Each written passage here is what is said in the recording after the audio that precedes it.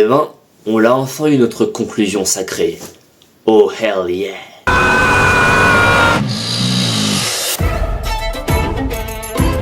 Bonjour à tous, c'est Romain Snack, bienvenue dans cette nouvelle vidéo où nous allons revenir sur Good Omens saison 3, ou simplement appelé Good Omens 3, disponible sur Amazon Prime Video depuis le 13 mai. Comme d'habitude, n'hésitez pas à vous abonner, laisser un petit pouce bleu, mettre un petit commentaire, et comme je suis obligé de le dire à chaque fois, il y a le lien Tipeee dans la description de la chaîne, si jamais vous voulez mettre un petit don, à partir de 1€, ça aidera quand même beaucoup. Je vous remets encore une fois mon Instagram public sur lequel j'ai mis des photos de la Pride de Tours à laquelle j'étais, d'ailleurs happy mois des fiertés, j'ai mon petit badge pansexuel, là juste là, rose, jaune, bleu, et du coup pour le thème j'ai mis aussi mon petit badge Lucifer là, avec le saut de Lucifer, j'espère que ça rend bien. C'est moi qui ai fait ce badge là d'ailleurs, c'est moi qui l'ai fait, et lui je l'ai acheté à la Pride. Donc voilà, donc vous avez encore une fois mon Insta public qui est là et mon Insta privé qui est là, n'hésitez pas si vous voulez vous abonner. Et donc ne perdons pas plus de temps, allons parler tout de suite de Good Omens 3. Alors, pour ceux qui ne connaissent pas, Good Omens, c'est une série qui a été créée et écrite par Neil Gaiman, adaptée de son propre roman De Bons Présages, sorti avant pas mal de temps, et donc la première saison qui avait débarqué sur Amazon Prime en 2019, avait fait pas mal de bruit, ça avait assez bien marché, et c'était l'adaptation littéralement quasiment mot pour mot, page par page, du roman De Bons Présages. La série nous présentait donc un ange nommé Aziraphale, joué par Michael Sheen, et un démon nommé Rampa, joué par David Tennant, qui doivent faire équipe afin d'empêcher la destruction du monde. La série avait été justement un gros succès, moi je l'avais adoré, je l'avais acheté en Blu-ray à l'époque, vu que je le dois avoir encore, vu que la saison 1 était sortie en DVD et Blu-ray, et sauf que les gens réclamaient une saison 2. Le problème, le roman s'arrêtait à la fin de la saison 1, il n'y a pas eu de suite, donc Neil Gaiman a pris sa machine à écrire et nous a écrit et supervisé entièrement une deuxième saison qui était sortie en 2024 ou 2024, donc pas mal d'années après la deuxième saison, et donc pas mal d'années après la première saison, qui nous présentait encore une fois Rampa et Aziraphale, qui doivent faire équipe pour encore une fois un petit peu sauver le monde, sauf que cette fois on était plus à taille humaine dans la ville de Londres, on explorait aussi un petit peu leur passé et leurs décisions qui avaient eu des conséquences sur l'histoire de l'humanité. J'avais beaucoup aimé la deuxième saison, même si elle avait été un peu plus décrite, elle était totalement filmée en ultra grand angle, cette fois on était vraiment quasiment toujours avec eux, très proche de ces personnages là, et ça mettait en place, je crois, un peu plus la thématique LGBTQIA+, vu que Good Omens a toujours été une série LGBTQIA+, les deux personnages étant secrètement homosexuels. C'était un peu plus frontal dans la deuxième saison parce que du coup il y avait une histoire avec deux lesbiennes qu'il fallait mettre ensemble, c'était une des missions de Rampa et Aziraphale.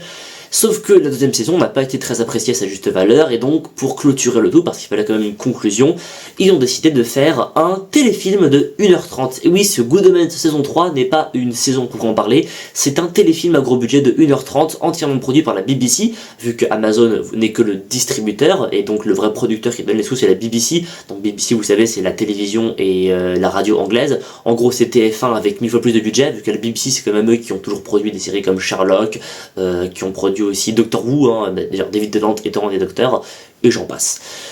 Donc le résumé pour faire simple, c'est que nous suivons encore une fois Aziraphale et Rampa après leur entre guillemets séparation à la fin de la deuxième saison, et donc là ils vont avoir deux missions, c'est-à-dire qu'ils vont devoir retrouver Jésus qui a été ressuscité et renvoyé sur Terre, et ils vont devoir aussi retrouver le livre de la vie qui a été volé par quelqu'un du paradis et qui a été totalement paumé.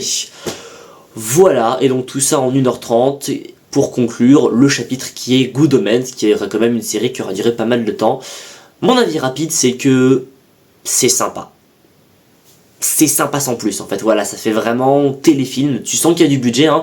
Par exemple les effets spéciaux sont bien plus corrects que les deux premières saisons, et il y a un peu de budget pour avoir quand même un beau petit cast. On a quand même encore une fois Derek Jacobi qui revient dans le rôle du Métatron, je crois que c'est aussi une entité quasiment divine, je connais pas très bien la Bible encore, donc c'est pour ça. On a quand même des caméos sympas, comme aussi on a Toby Jones qui est dans un rôle excellent, c'était vraiment le rôle qui était là pour lui. Il y a aussi alors un acteur que j'ai déjà vu quelque part et qui joue un personnage qui s'appelle Harry Filou, qui est vraiment très très drôle, mais vous l'avez déjà vu quelque part, j'ai juste plus son nom. Donc il y a plus John Hamm, vu que John Hamm était parti à la fin de la deuxième saison, mais c'était quand même sympa de l'avoir pendant la saison 1 et 2. Et bien sûr on a toujours le duo Michael Sheen David Tennant qui marche du tonnerre. Cependant je dirais que même si encore une fois donc c'est toujours écrit par Neil Gaiman, c'est très drôle, les répliques passent super bien, il y a du bon humour. Je dirais qu'il y a un petit problème de rythme, je me suis pas forcément ennuyé, mais les 1h30 elles passent pas très vite, hein. Les 1h30 tu les sens passer, même quelquefois j'étais un peu sur mon téléphone, j'avoue.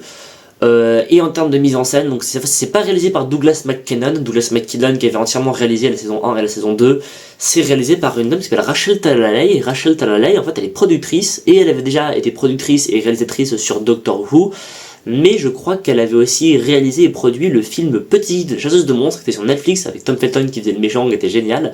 Je vous conseille de voir si jamais vous voulez le voir, Petite chasseuse de monstres, c'est assez marrant à regarder. Et donc là, elle réalise ce téléfilm, et je dois dire que, en termes de mise en scène, donc de réalisation, c'est beaucoup moins abouti et imaginatif que les 2 premières saisons. Je sais pas pourquoi. Peut-être parce qu'elle est productrice et pas réalisatrice, même s'il y a quand même quelques intentions artistiques. Par exemple, il y a quelques ultra grands angles et donc déformation de la lentille à quelques moments, mais pas tout le temps. Tu vas avoir des passages qui vont beaucoup jouer avec certaines lumières très brillantes et d'autres lumières beaucoup plus sombres. Il y a toujours cette manière de filmer la voiture, donc la Bentley avec ses effets spéciaux un petit peu dégueulasses, très cartoon, où tu vas passer dans la voiture, c'est-à-dire que tu vas rentrer dans la voiture, tu vas ressortir, ça va tourner autour. Il y a une colorimétrie assez intéressante, notamment à la fin.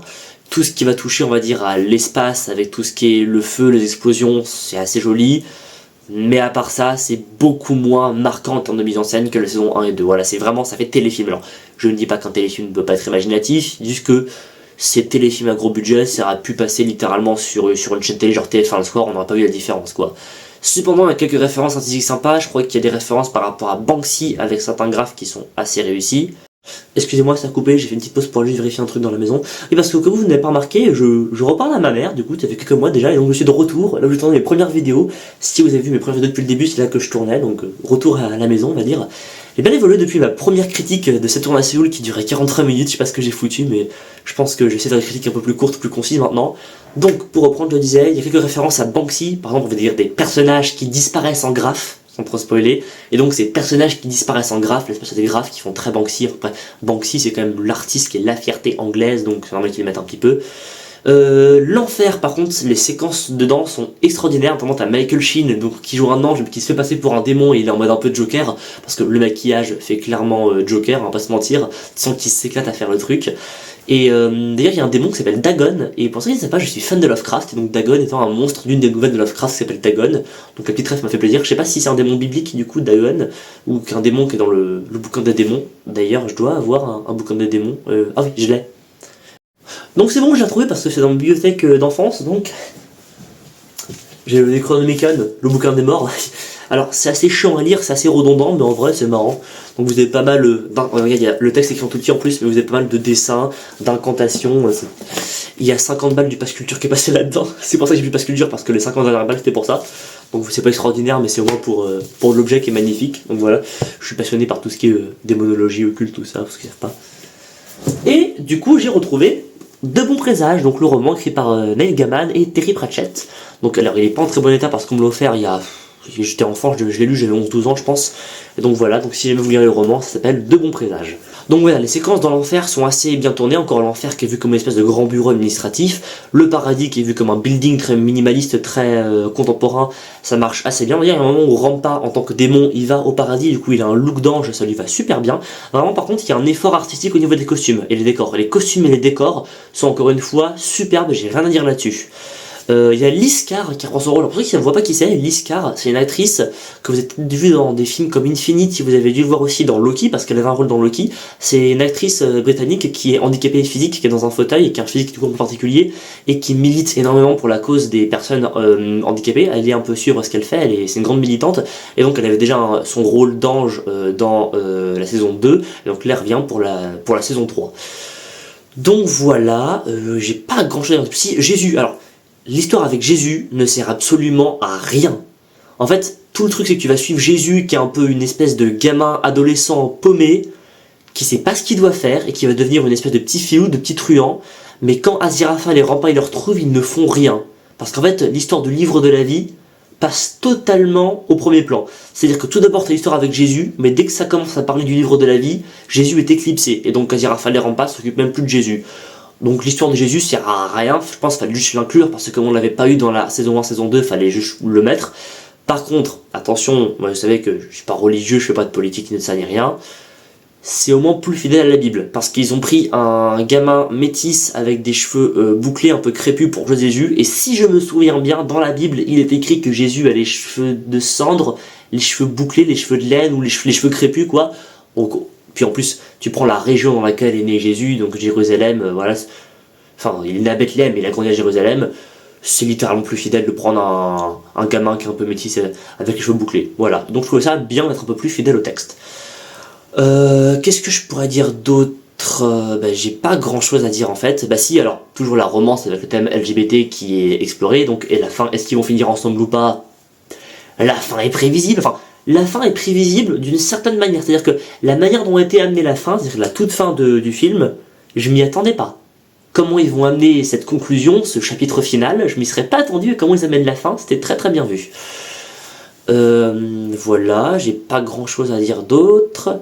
Si, t'as un petit rôle de Sean Pertwee. Alors Sean Pertwee, c'est l'acteur qui jouait Alfred dans la série Gotham et qui a joué dans pas mal de films de Ned Marshall. Si vous savez pas, je suis fan de Ned Marshall et Sean Pertwee joue dans pas mal de ses films, donc c'est sympa de le voir.